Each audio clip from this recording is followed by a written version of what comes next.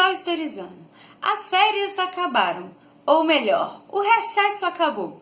E se você colocou em dia ou não os estudos, é melhor começar a se programar, porque a prova do Enem está bem próxima. Afinal de contas, no dia 5 e no dia 12 de novembro desse ano, serão aplicadas as provas do Enem. Para você que não sabe, e se não sabe, tá meio desligado, esse ano o Enem vai ser aplicado em 2 domingos diferentes. Então, o que antes era num sábado e no domingo, agora são 2 domingos. O que você acha dessa mudança? Ah, e se você não ficou sabendo dessa mudança, lá no Facebook do Historizando eu publiquei em primeira mão. Então, curte lá para você saber outras novidades em primeira mão.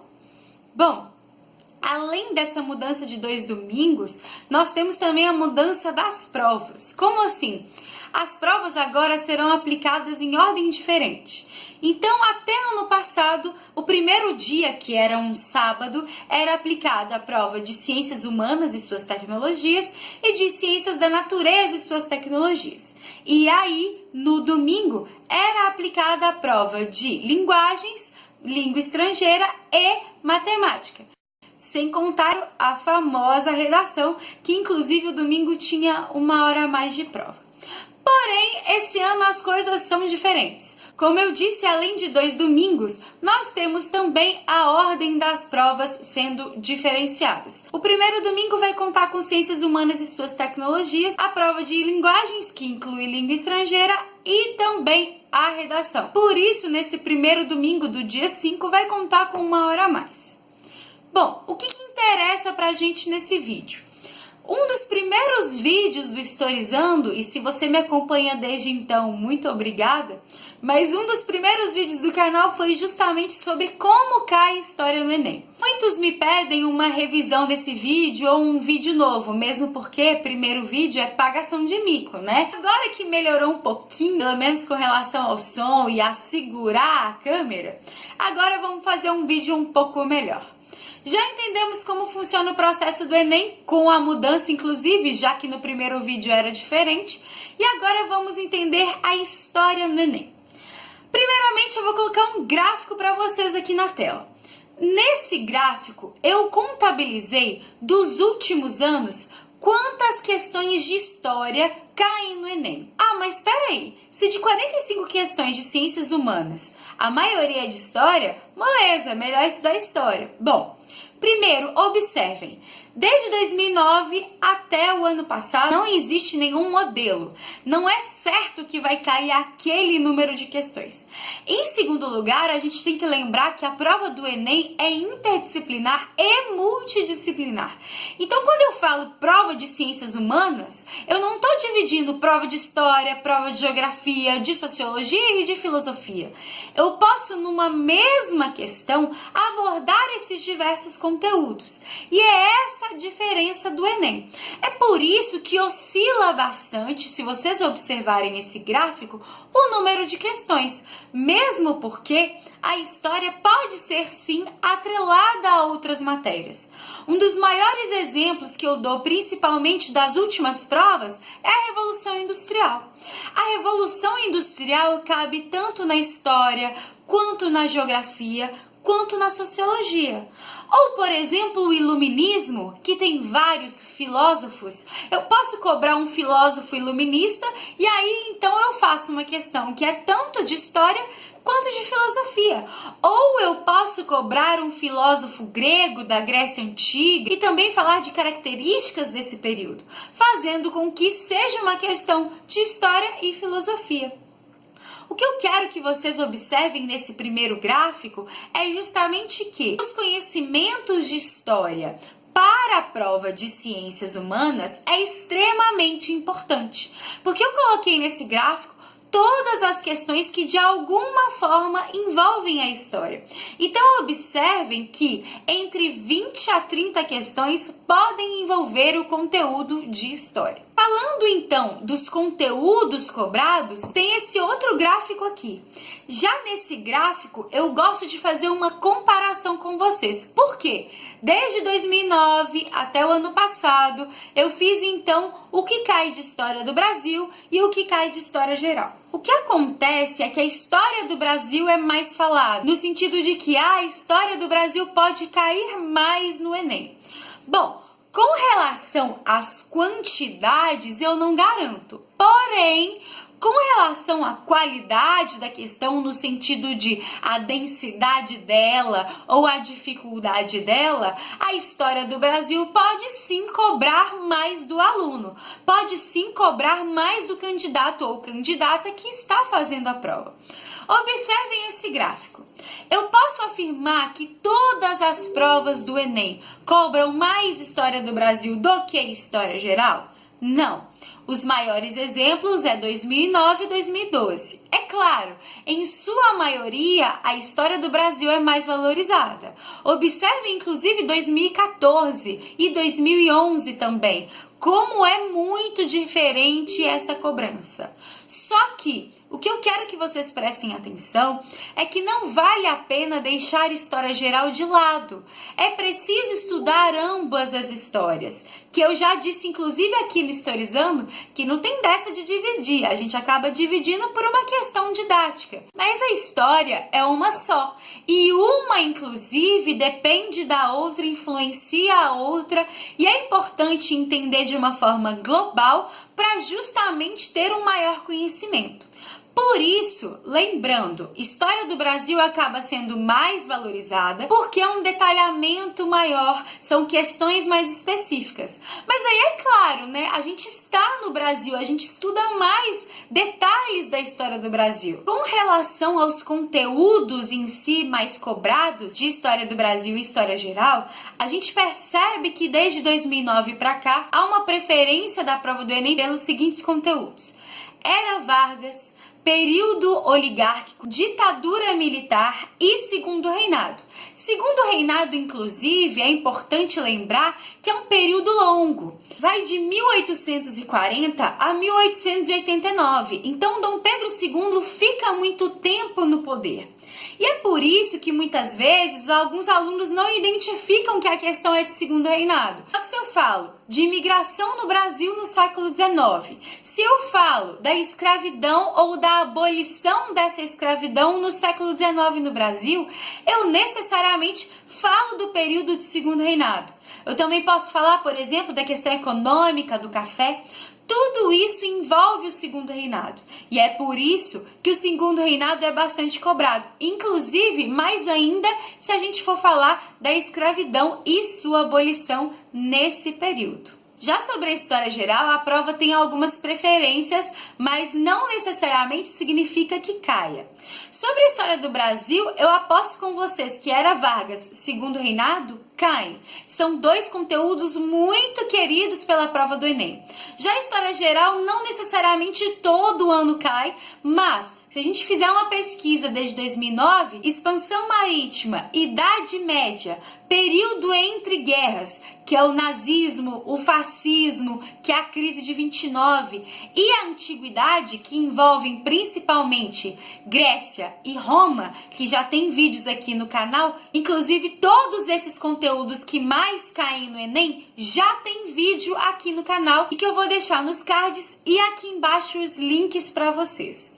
Então, todos esses conteúdos são queridos pela prova do Enem. Mas, como eu disse, não é uma regra. Não necessariamente vai cair. Agora, eu aposto com vocês que segundo reinado e Era Vargas vão cair. Com relação às competências e habilidades, o Enem gosta muito desse quesito para então formular as suas questões.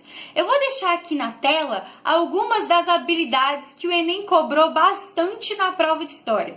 E eu vou dar destaque à habilidade número 15, que é avaliar criticamente conflitos culturais, sociais, políticos e econômicos ao longo da história.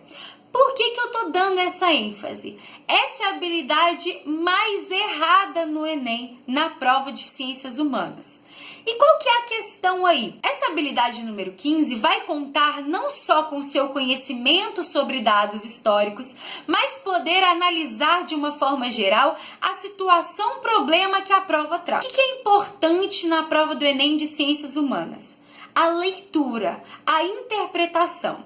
Porque não adianta você ter todo o conhecimento histórico se você não compreende a questão dada, se você não compreende o que é pedido pela questão. Muitas vezes a prova do Enem cobra o inesperado de vocês. Como assim? Vai dar um texto que não necessariamente você vê em livros didáticos, ou você vê na escola, no cursinho, ou até mesmo no YouTube. Esses textos vão mostrar para você que a história não é única, não é uma coisa só, que existem vários autores e autoras que trabalham diferentes pontos de vista. Mas o que é importante? Se você tem esse conhecimento histórico, se você compreende a prova, se você consegue entender o que a prova te pede, nada disso é complicado. O problema é que a maioria dos que fazem a prova do Enem não conhecem a prova. Por isso, a leitura atenta do texto e da questão é essencial e é mais de 50% para você fazer uma boa questão e uma boa prova. Eu vou dar um exemplo para você entender que muitas vezes a gente vê na sala de aula um assunto, a gente chega na prova do Enem com esse assunto na cabeça e com tudo pronto na cabeça e acaba respondendo errado. Porque o problema é justamente achar que está tudo pronto. Na história não tem nada pronto. É sempre descoberto uma novidade, é sempre escrito um outro ponto de vista e a gente então tem que ficar atento. Observe essa questão que eu vou colocar aqui da prova do Enem de 2014. A estrada de ferro noroeste do Brasil, que começa a ser construída apenas em 1905, foi criada, ao contrário das outras grandes ferrovias paulistas, para ser uma ferrovia de penetração, buscando novas áreas para agricultura e povoamento. Até 1890, o café era quem ditava o traçado das ferrovias, que eram vistas apenas como auxiliadoras da produção cafeeira. Observe a fonte do texto e olhe o título: Ferrovias e Crescimento Populacional, o florescimento da região noroeste paulista. Então, não só o texto, como o título me dá então dicas sobre o que é o texto e sobre do que ele fala. Olha a questão também como ela ajuda. Essa nova orientação dada à expansão ferroviária durante a Primeira República tinha como objetivo A. Nós temos o início da Primeira República aí, lembrando que a Primeira República é muito cobrada na prova do Enem. Agora, observem também o seguinte, quando a gente chega na prova, a gente pensa, bom, assim a gente tem o café. A gente sabe que desde o período do Segundo Reinado são construídas ferrovias voltadas para o café. Se o aluno não tem uma leitura atenta, se ele já chega com esse conceito pronto, ele vai achar que toda e qualquer ferrovia, qualquer crescimento é em torno da produção de café e vai procurar nas alternativas o que de fato combina com essa produção de café. Mas tanto o texto quanto a pergunta fazem o contrário. Observem a questão. Essa nova orientação dada à expansão ferroviária durante a Primeira República tinha como objetivo A. Olha só, vamos então pensar nas palavras essenciais. Primeiro na questão, nova orientação. Se é nova orientação, é uma novidade, é algo diferente do que se é esperado. E também, observem no início do texto, ao contrário das outras grandes ferrovias paulistas, para ser uma ferrovia de penetração. O texto me fala, esta ferrovia é para penetração. Opa, como assim? Não, gente, calma. Penetração no sentido da população, então ocupar aquele lugar. Então, ela é construída para o café? Não. Mesmo a gente tendo esse conceito pronto, a gente tem que ir aberto para a prova, aberto para os textos principalmente. Mesmo não sendo a sua opinião aquele texto, é sobre aquele texto que a questão está te perguntando, e não da sua opinião ou do que você leu nos outros livros. Observe, letra A, articulação de polos produtores para exportação. Se você pensa no caso do café, e que o café era produzido justamente para exportação, você acaba marcando essa questão se você não é uma pessoa atenta. Criação de infraestrutura para atividade industrial. Em algum momento o texto me fala de uma atividade industrial? Me fala que essa ferrovia é voltada para a indústria? Em nenhum momento eu tenho isso e por isso eu descarto. Temos também C, integração de pequenas propriedades policultoras. Eu tenho a policultura agindo aí e é por isso que eu preciso da ferrovia? Não. Questão de penetração. Sem pensar bobagem, hein? Olha a letra D, valorização de regiões de baixa densidade demográfica. Bom, se é uma penetração justamente para facilitar a entrada da população, automaticamente a letra D é a resposta ideal. E finalmente, letra E, promoção de fluxos migratórios do campo para a cidade. Em nenhum momento eu falo desse êxodo rural. Eu falo então de uma penetração em uma área, inclusive do interior, que não tinha muita gente, que agora, com a influência das ferrovias, as pessoas podem então ir para essa localidade. Bom, a princípio, sobre a prova do Enem, essas são as dicas que eu tenho para dar. É claro que até o dia da prova eu vou fazer outros vídeos especiais para o Enem. E aqui no canal nós já temos vídeos especiais para o Enem. Enfim, até o dia 5 de novembro, que para mim é o dia mais especial do Enem, porque será, vão ter vários vídeos aqui no canal para ajudar você. Gostou do vídeo? Curte aqui embaixo. Se você tem alguma dúvida, sugestão, comenta também.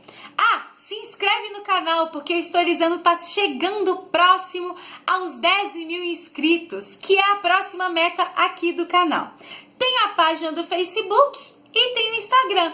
E é claro, tem o sininho das notificações para vocês ficar sabendo quando tem vídeo novo. Muito obrigada pela atenção, um beijo e até a próxima.